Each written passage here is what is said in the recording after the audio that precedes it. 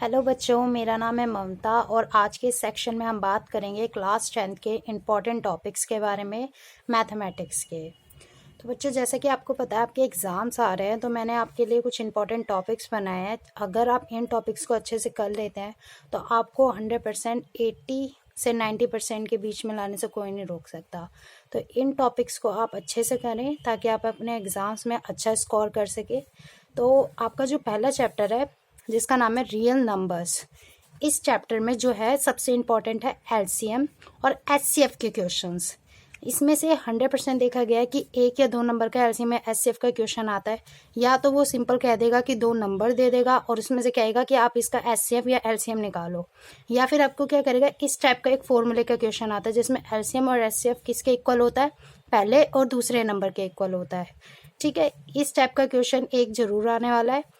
और सेकंड, एक प्रूफ वाला क्वेश्चन जिसमें आपने देखा होगा कि √5 को, या फिर आप 4 + √5 या √6, ऐसे इन नंबर्स को आपको क्या प्रूफ करना पड़ता है, इर्रेशनल नंबर। ऐसे टाइप के क्वेश्चन बहुत बार देखे गए हैं। ये क्वेश्चन कम से कम 3 मार्क्स का जरूर आपके में आता है और ये 100% आने वाला है। ये मोस्ट इंपॉर्टेंट क्वेश्चन है। हर बार ये देखा गया है कि ये प्रूफ वाला क्वेश्चन इर्रेशनल का फर्स्ट चैप्टर में से 100% आता है।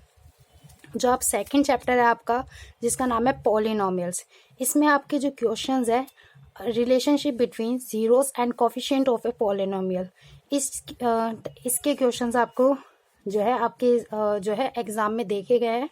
जिसमें आपकी एक्सरसाइज जो है ना 2.2, इस ये जो आपकी एक्सरसाइज है 2.2, इसको आप अच्छे से करें क्योंकि इसमें जो है इसी टाइप के क्वेश्चन आ रहे हैं। क्योंकि बाकी तो पोर्शन आपका डिलीट हो चुका है पॉलिनोमियल्स में से, सिर्फ 2.2 और 2.1 आ रही है। तो उसमें से आपकी जो 2.2 है ना उसको आप अच्छे से कर लेते हैं तो इसमें से फिर मुझे नहीं लगता कुछ बाहर से आने वाला है। ठीक है, अब आपकी बात कर लेते हैं चैप्टर 3 की। आपका चैप्टर 3 क्या है, pair of linear equations in 2 variables. देखो बच्चों, इस चैप्टर में से है ना ये देखा गया है कि है ना इसमें से है ना जो आपके लाइन के कॉन्सेप्ट है, जैसे कि इंटरसेक्टिंग लाइंस क्या होती है, कोइंसिडेंट लाइंस क्या होती है, पैरेलल लाइंस क्या होती है। और इसी में हमने देखा है कि जैसे कि इंटरसेक्टिंग लाइन होती है तो वो उसका एक सॉल्यूशन निकलता है, इनफाइनाइट मैनी सॉल्यूशंस निकलते हैं अगर कोइंसिडेंट हो। अगर पैरेलल लाइंस होती है तो उसके नो सॉल्यूशन निकलता है। इसी में हमें आगे ये भी बताना पड़ता है कि कौन सा कंसिस्टेंट है आपका और कौन सा इनकंसिस्टेंट है। इस टाइप के मतलब ये जो चीज़ है आपको इस या फिर इसका या फिर इससे रिलेटेड या इससे रिलेटेड, इन तीनों में से कोई एक चीज़ आ सकती है। बस ये कंसेप्ट की बात है, आपको अगर कंसेप्ट अच्छे से पता है तो आप इसे बता सकते हैं इजीली। देन आपका जो क्वेश्चन है थ्योरेटिकल क्वेश्चन, इसमें 2 से या 3 नंबर के पूछे जा सकते हैं। इसमें कोई भी थ्योरेटिकल क्वेश्चन आ सकता है। ठीक है, और कम से कम सिर्फ 2 या 3 नंबर का ही आएगा। देखो, फिर इसमें आते हैं लीनियर इक्वेशन को सॉल्व करने के लिए 2 मेथड आते हैं इसके अंदर हमारे पास, एलिमिनेशन मेथड और सब्स्टिट्यूशन मेथड। इन दोनों मेथड को भी आप अच्छे से करके जाएं क्योंकि ये एग्जाम में पूछे जा सकते हैं। ठीक, अब हम बात कर लेते हैं चैप्टर 4 की जिसका नाम है क्वाड्रेटिक इक्वेशंस। देखो बच्चों, इस चैप्टर में से ना आपका देखा गया है कि नेचर ऑफ रूट्स, इस टाइप के क्वेश्चन 100% आता है। देखो आपका ना एक क्वेश्चन 100% आएगा जिसमें ना आपको के की वैल्यू फाइंड करने के लिए कह देगा। उसमें हमें नॉलेज होनी चाहिए नेचर ऑफ रूट्स की, कि अगर 2 डिस्टिंक्ट पॉइंट होते हैं या इक्वल हो या नो रियल हो तो हमारा क्या कहते हैं, जो डी की वैल्यू होती है वो क्या होती है, अगर ग्रेटर देन 0 है या इक्वल टू 0 या लेस देन 0 है तो हमारे क्या क्या सिचुएशन बनती है, ये हमें पता होना चाहिए। इसमें के की वैल्यू का क्वेश्चन 100% हर बार आया है। ये 1 से 2 नंबर में आपका पूछा जा सकता है। और इस बार के पेपर में भी देखा गया जो आपके जो पेपर सीबीएसई के द्वारा दिए गए हैं उसमें भी आया था, और पहले भी बहुत से क्वेश्चन जो है इसके आए हैं। तो ये 100% ये क्वेश्चन आने वाला है। के की वैल्यू फाइंड करने का अच्छे से करके जाइए। आपका एक्सरसाइज जो है ना 4.4, उसमें ये आपको क्वेश्चन मिल जाएगा के की वैल्यू फाइंड करने का। आई थिंक क्वेश्चन नंबर 2 है ये। ठीक है, उसको अगर आप अच्छे से देख के जाएं क्योंकि वैसे क्वेश्चन आते हैं एग्जाम में। वो आपको कंडीशन दे देगा कि ये जो है कि इसके जो है क्या कहते हैं 2 इक्वल रियल रूट्स है, अब के की वैल्यू फाइंड करके दिखाओ, ये गिवन दे देगा। तो ऐसी सिचुएशन में आपको पता होना चाहिए कि आपका b² - 4ac अगर 0 के इक्वल है तो फिर क्या सिचुएशन है, फिर आप क्वेश्चंस को करना आपको ऐसे आना चाहिए।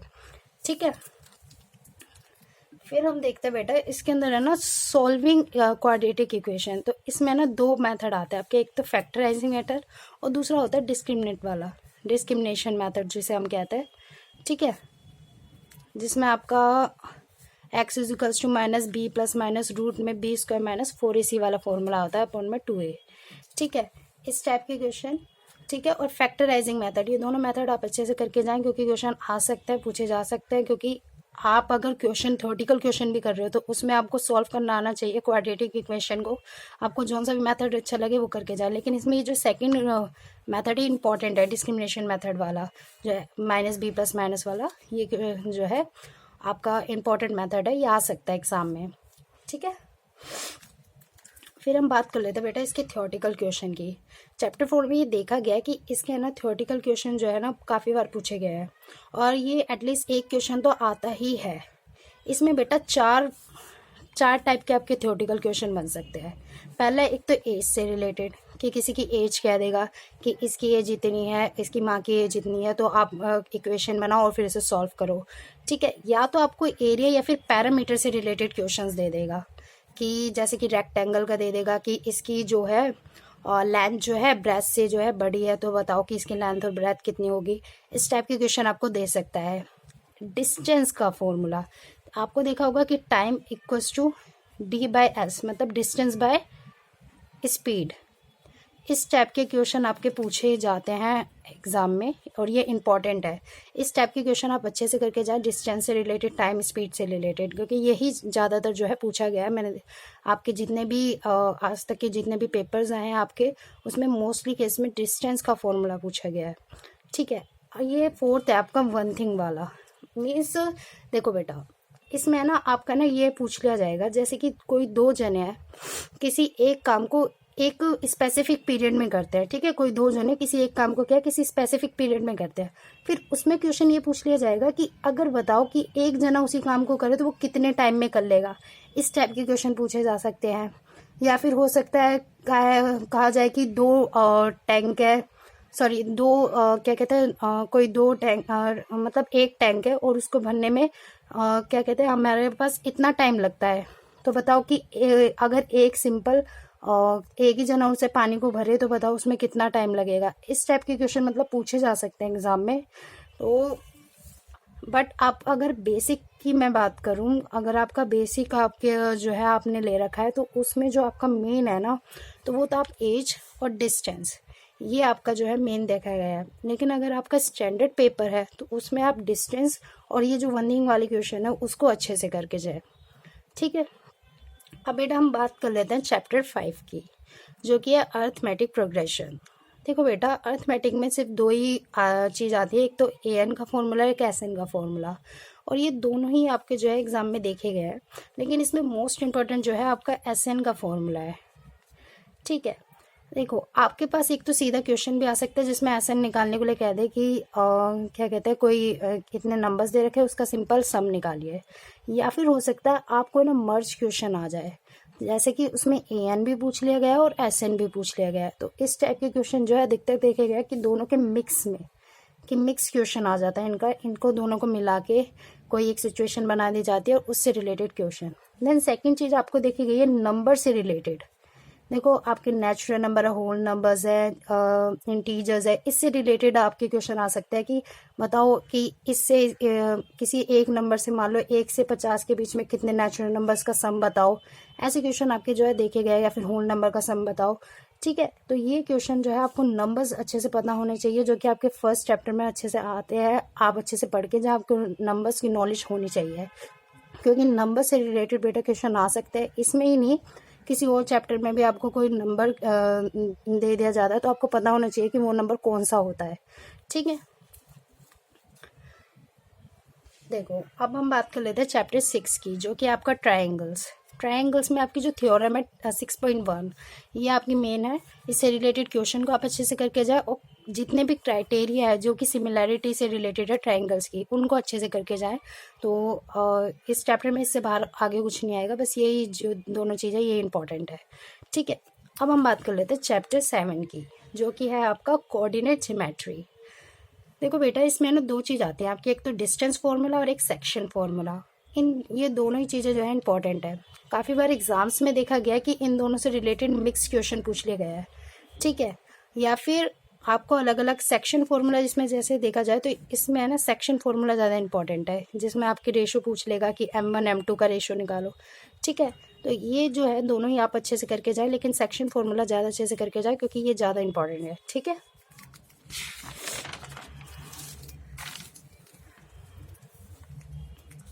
देखो बेटा, अब हम बात कर लेते हैं चैप्टर 8 की ट्रिग्नोमेट्री। देखो बेटा, ट्रिग्नोमेट्री में है ना आपके ना मोस्टली क्वेश्चन है ना प्रूफ के ही आते हैं। हमेशा आप जितने भी एग्जाम में देखेंगे उसमें ना हर बार आप देखेंगे तो प्रूफ के ही क्वेश्चन निकलेंगे।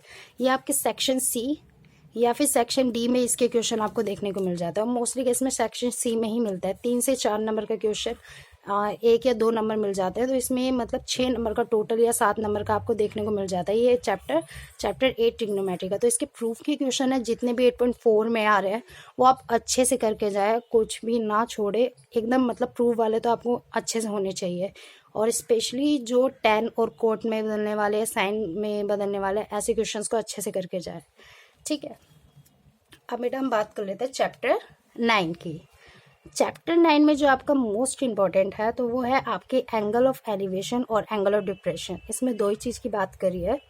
देखो बेटा, इस टाइप के क्वेश्चन है ना आपके मोस्टली केस में ना केस स्टडी में देखे जाते हैं। आपका सेक्शन डी होगा लास्ट में ना, इस टाइप के क्वेश्चन बहुत बार देखे गए हैं कि चैप्टर 9 से रिलेटेड, एंगल ऑफ एलिवेशन और एंगल ऑफ डिप्रेशन से रिलेटेड। देखो, इसके जितने भी आपकी एक्सरसाइज है ना 9.1, उसके क्वेश्चन नंबर 8 से लेके क्वेश्चन नंबर 16 ये सारे इंपॉर्टेंट है। इन क्वेश्चन को अगर आप अच्छे से कर लेते हो ना तो आपकी जो भी केस स्टडी होगी, इसमें जो उनसे भी केस स्टडी आएगी आप उससे अच्छे से कर सकते हैं। ठीक है, तो इसमें ये दोनों चीज़ अच्छे से करके जाएं आप। फिर एक आपका चैप्टर नंबर 10 जो कि है सर्कल्स। देखो बेटा, जो चैप्टर नंबर 10 है सर्कल्स, इसमें आपकी जो थ्योरम है 10.2, इसको बेटा बिल्कुल भी नहीं छोड़ना है आपको। ये बहुत बहुत बहुत इंपॉर्टेंट है। ये बहुत बार एग्जाम में देखा गया है और आप बिलीव नहीं करोगे, ये काफ़ी बार रिपीटेड हुआ है। ये जो है ये आपकी थ्योरम, तो ये मोस्ट इम्पॉर्टेंट है। इस थ्योरम को आप अच्छे से करके जाएं। वैसे तो अगर मैं एक्सरसाइज 10.2 की बात करूँ तो उसमें जो है आपके क्वेश्चन नंबर 7 से लेकर क्वेश्चन नंबर 13 ये सारे ही इंपॉर्टेंट है। But the most repeated question is question number 9। ये बहुत बार रिपीटेड हुआ है, बहुत बार। इस क्वेश्चन को चाहे तो आप कैसे भी करें, इस क्वेश्चन को जरूर करके जाए, क्वेश्चन नंबर 9 को। ये मोस्ट इंपॉर्टेंट क्वेश्चन है, हर बार देखा गया है कि ये क्वेश्चन जरूर आता है। और एक क्वेश्चन नंबर 7 जो कि आपका कोसेंट्रिक से रिलेटेड है कि एक सर्कल और दूसरा सर्कल दोनों का सेंटर सेम है, इससे रिलेटेड क्वेश्चन जो है आपके देखे गए हैं। इसको और क्वेश्चन नंबर 9 को, क्वेश्चन नंबर 9 तो लाइक मोस्ट ही इंपॉर्टेंट है, बहुत बार देखा गया है सच में। आप बिलीव नहीं करोगे, लास्ट टाइम का जो एग्ज़ाम था ना उसमें भी ये आया था। लास्ट ईयर के एग्ज़ाम में भी ये क्वेश्चन आया था, क्वेश्चन नंबर 9 जो है आपका 10.2 का। इसको तो अच्छे से करके जाए, और ये जो थ्योरम है आपकी 10.2 इसको भी अच्छे से करें। देखो बेटा, अब हम बात कर लेते कि आपकी चैप्टर 11 की। तो बेटा चैप्टर 11 आपका डिलीटेड है, ठीक है। फिर हम बात करते हैं चैप्टर 12 की, एरियाज रिलेटेड टू सर्कल्स। इसमें बेटा आपका सर्कल से रिलेटेड कोई भी क्वेश्चन आ सकता है कि उसमें आपको एरिया फाइंड करने के लिए दे देंगे, उसके अंदर कोई रेक्टेंगल या स्क्वायर बना देंगे तो उसका एरिया फाइंड करने को आपको दे देंगे, या कोई भी चीज़ बना सकते हैं। ठीक है, तो इसे एरिया से रिलेटेड क्वेश्चन करके जाए। आपको पता होना चाहिए कि हर शेप का कि इसका एरिया क्या होता है, या इसका और इसका एरिया क्या है। जैसे कि रेक्टेंगल, स्क्वायर, इन सब की छोटी मोटी चीज़ों के तो आपको पता ही होने चाहिए। ट्रायंगल का एरिया क्या होता है, या फिर इनकी पैरामीटर क्या है, ये सब आपको नॉलेज होनी चाहिए, तभी आप इसके क्वेश्चन अच्छे से कर सकते हैं। चाहे भी कोई भी क्वेश्चन आ जाए इसमें, मतलब मोस्टली इजी ही क्वेश्चन आएगा, इतना टफ नहीं आएगा। बस आपको एरिया से रिलेटेड आपको नॉलेज होनी चाहिए सभी की शेप्स की, तो आप शेप्स के एरिया जो है अच्छे से करके जाएं। अब हम बात कर लेते हैं बेटा चैप्टर 13 की, सरफेस एरियाज एंड वॉल्यूम्स। इसमें बेटा आपकी जो है एग्जाम्स में मोस्टली क्वेश्चन दिया गया है, तो वो है कोन का और सिलेंडर का। सिलेंडर और कोन से रिलेटेड आप क्वेश्चन बिल्कुल भी ना छोड़ें, उनको अच्छे से करके जाएं, क्योंकि हर बार देखा गया है कि इससे रिलेटेड क्वेश्चन जरूर आते हैं। ठीक है, देखो अब हम बात कर लेते हैं बेटा चैप्टर 14 की, जो कि आपका स्टैटिक्स। देखो, स्टैट्स में आपके जो है 3 टॉपिक्स आते हैं, एक तो मीन का है, एक मीडियन का और एक मोड का। ये बेटा तीनों ही इम्पॉर्टेंट है। जो आपका मोड का क्वेश्चन है, मैं 100% कह रही हूँ कि बेटा आपका सेक्शन ए में मिलेगा ये, और ये 1 नंबर का ही क्वेश्चन आता है। 2 नंबर का रेयर है ये आए, लेकिन 1 या 2 नंबर से ज़्यादा ये आज तक नहीं आया और ना आएगा। ठीक है, देखो अब मैं बात कर लेती हूँ मीडियन की। मीडियन का भी क्वेश्चन आता है, और मीडियन का क्वेश्चन आपका मोस्टली केस में सेक्शन बी या सी में देखने को मिला है आपको, जो कि 2 से 3 नंबर का क्वेश्चन है। मीन का क्वेश्चन भी 100% आता ही है। ये तीनों ही इम्पॉर्टेंट है, और कभी कभार तो देखा गया ये तीनों ही आए हैं, किसी एक पेपर में तीनों ही आए हैं, तो आप तीनों को ही अच्छे से करके देखा, स्पेशली जो आपका मीन है और आपका मीडियन है, क्योंकि यही मोस्टली हाई मार्क्स का आता है। मोड आपका 1-2 नंबर का आता है, और इसमें कोई बड़ी बात नहीं है, क्योंकि आपको सिर्फ ये बताना पड़ता है इसमें बड़ा कौन सा है सबसे नंबर। ठीक है, तो मीन जो है आपका 3 से 2 नंबर का देखा गया है, वो भी सेक्शन बी या सी में आपको मिल जाएगा। जो चैप्टर 14 है, इसके जितने भी आपके क्वेश्चन है मिसिंग फ्रीक्वेंसी से रिलेटेड बहुत इंपॉर्टेंट है। ये आप टॉपिक अच्छे से करके जाएं। मीडियन मीन में जितने भी मिसिंग फ्रीक्वेंसी से रिलेटेड क्वेश्चंस है उनको अच्छे से करें। ठीक, अब बेटा हम बात कर लेते हैं चैप्टर 15, जो कि आपका लास्ट चैप्टर है, जो कि आपका प्रोबेबिलिटी। देखो बेटा, इसमें ना 4 ही चीज़ें बनती हैं।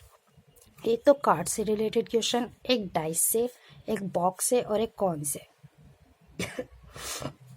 कार्ड के रिलेटेड क्वेश्चन आपके आते हैं मोस्टली केस में, ठीक है, और डाइस और कॉइन से रिलेटेड आपको, या फिर इन तीनों में से कोई एक क्वेश्चन, ठीक है। लेकिन ये कार्ड का क्वेश्चन तो आपका आता ही है। ये बॉक्स से रिलेटेड का मेरा मतलब है, देखो जैसे कि आपके क्वेश्चन आपने देखे होंगे कि कोई बॉक्स है, उसके अंदर रेड जो है रेड स्टोन डाल दिए, ग्रीन स्टोन डाल दिए, या फिर बॉल्स डाल दी, तो इस टाइप के क्वेश्चन आपके बॉक्स में आ सकते हैं। डाइस से रिलेटेड क्वेश्चन करके जाए, कॉइन से रिलेटेड क्वेश्चन करके जाए, लेकिन जो आपका मेन है वो है आपका कार्ड से रिलेटेड क्वेश्चन। आपको नॉलेज होनी चाहिए कि क्या कहते हैं, स्पेड है, जो है आपका स्पेड हो गया, डायमंड हो गया, उसमें कितने कार्ड्स होते हैं, फेस कार्ड कितने होते हैं, इन सब की नॉलेज होनी चाहिए। इस टाइप के क्वेश्चन आप अच्छे से करके जाए, ठीक है। तो ये हमारा लास्ट था बेटा। मैं ये बिल्कुल भी नहीं कह रही कि आप यही करके जाए, आप इन टॉपिक्स को अच्छे से करके जाए, मेरा मतलब ये है कहने का। इन टॉपिक्स को अगर आप अच्छे से कर लेते हैं ना, तो आप एग्ज़ाम में अच्छे नंबर ला सकते हैं। लेकिन आप अच्छे से आप जो है, लेकिन इसका मतलब ये नहीं कि आप अपने एक्सरसाइज के क्वेश्चन आंसर्स छोड़ दें। आप अपने एक्सरसाइज को अच्छे से करके जाएं, लेकिन इन टॉपिक्स को आप अच्छे से देखें, क्योंकि इसके क्वेश्चन 100% आपके एग्जाम्स में देखे गए हैं, और पूरी संभावना कि इस टाइप के क्वेश्चंस आपके 100% आएंगे। तो बच्चों प्लीज़ इन टॉपिक्स को अच्छे से करें, ताकि आप अच्छे स्कोर कर सकें अपना एग्ज़ाम्स में। और अगर आपको कोई दिक्कत आती है या फिर कुछ चीज़ समझ नहीं आती है, तो आप मुझे कमेंट बॉक्स में बता सकते हैं, मैं उससे रिलेटेड वीडियो बना दूँगी आपके लिए। और अगर कोई डाउट है आप मुझे कमेंट में बताएं, और अगर किसी चीज़ की आपको वीडियो चाहिए तो मुझे प्लीज़ कमेंट बॉक्स में बताएं। और अगर मेरी आपको वीडियो पसंद आई है तो प्लीज़ लाइक करें, शेयर करें, सब्सक्राइब करें, और मुझे बताएं कि अगर मेरी वीडियो में कोई कमी है तो प्लीज़ मुझे बताएं भी। थैंक यू सो मच बच्चों, बेस्ट ऑफ लक।